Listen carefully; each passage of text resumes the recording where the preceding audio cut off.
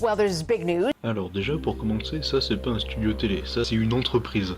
Il y a beaucoup trop d'ordi pour que ce soit juste un studio télé. Regardez, ça c'est un studio télé, ça c'en est pas un. Alors, expliquez-moi pourquoi est-ce que dans la même émission, dans le même reportage même, il y a un côté télé et un côté où c'est un bordel informatique, je ne comprends pas. We'll be able to request a self-driving car with a touch of a button later this month. Sur cette image, on peut constater qu'il est quelque chose PM, donc je pencherai plutôt sur du 8h08, puisque ces deux symboles ont l'air de ressembler trait pour trait, mais je pencherai surtout pour du 8h de l'après-midi, puisqu'on voit les voitures à côté qui ont les phares allumés. On peut également noter que le mec n'a plus beaucoup de batterie. Alors là, visiblement, on voit 54%, mais moi je pencherai plutôt pour du 19%.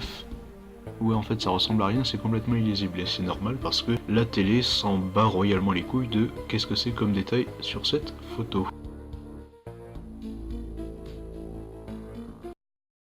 $1 million drivers. CNET editor at Mesdames et messieurs, je vous présente notre champion de la soirée, voici Scott. Alors déjà, pour commencer, Scott, il a vraiment la gueule d'un informaticien, c'est-à-dire qu'il porte une chemise, il a des grosses lunettes carrées bien noires, et ben il a surtout ces énormes joues barbues, ça le rend trop sympa, c'est génial. En plus, il sourit tout le temps, ça le rend super sympa, c'est comme Mister MV. Vous l'avez peut-être remarqué, mais depuis le début de la vidéo, il y a ce mec, au fond, qui fait des recherches random sur internet, et pendant tout le reste, je ne plaisante pas, pendant tout le reste du reportage, il est sur Facebook à regarder des photos bizarres, et c'est perturbant quoi, mec, t'es au boulot, t'es pas censé regarder Facebook ou faire ce genre de truc. Et je sais même pas s'il se rend compte qu'il est en live. Ce mec est en live en train de regarder des photos de vacances sur Facebook. Scott. Well, Pittsburgh actually has Carnegie Mellon, and that... It's completely rolled out. Will people still remain in the cars? Yeah, so the idea in the long term is that these will be fully autonomous. The plan with Uber Pool. I thought it was pretty cool. A lot cheaper. Uber Pool, I feel like is, yeah, some cities it works better than others, but I tried it when I was out in San Francisco. It was fun. I met random people. It is fun to be drivers, and that's kind of the end game. Sur la lunette de notre ami Barbu, on peut constater qu'il y a une sorte d'écran. Alors moi je pense que c'est plutôt le moniteur de la présentatrice à qui il doit s'adresser directement. Et on peut aussi voir les projecteurs. Alors je pense que la lumière verte sur ces projecteurs c'est parce qu'il est sur un fond vert. Mais j'ai un doute, donc je ne sais pas si c'est un décor ou un fond vert. Donc je ne m'avancerai pas, c'est juste qu'on voit les reflets sur les lunettes et que c'est un peu perturbant. Et que normalement à la télé ou au cinéma on fait en sorte d'éviter ce genre de détails. You know, I think that's going to be the challenge there is you...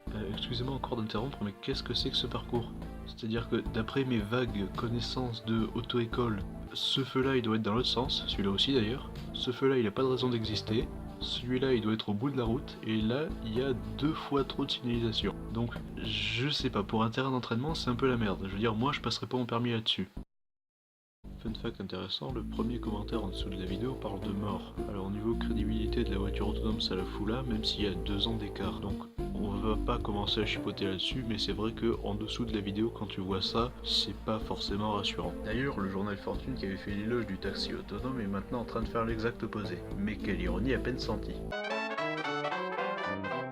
Alors, qu'est-ce qu'on peut retenir de tout ça? Que je m'arrête sur les détails à la con et que les machines vont prendre le contrôle de la Terre.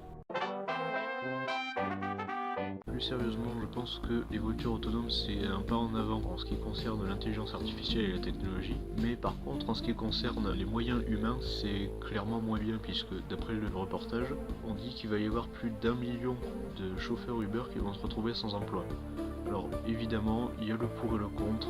Moi je veux pas me mettre dans cette question philosophique puisque je ne suis pas suffisamment renseigné. Et puis surtout, je pense qu'il y a de bien meilleures personnes que moi pour régler cette question. Et puis de toute façon, j'ai pas le temps de la développer ici, donc...